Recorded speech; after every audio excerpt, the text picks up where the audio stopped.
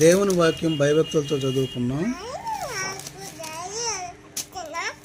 అది కీర్తనలో 1వ అధ్యాయం. దుష్టుల ఆలోచన చొప్పున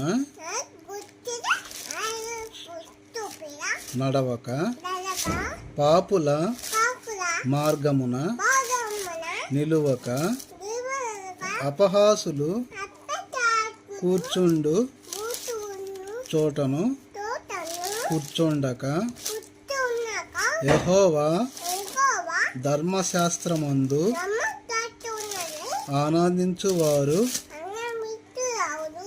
ఆనందించుచు దీవారాత్రము దానిని ధ్యానించువాడు ధన్యుడు.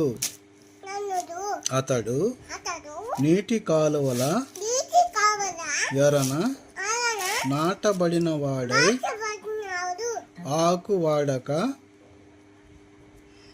వాడక తన కాలమందు ఫలమిచ్చు చెట్టు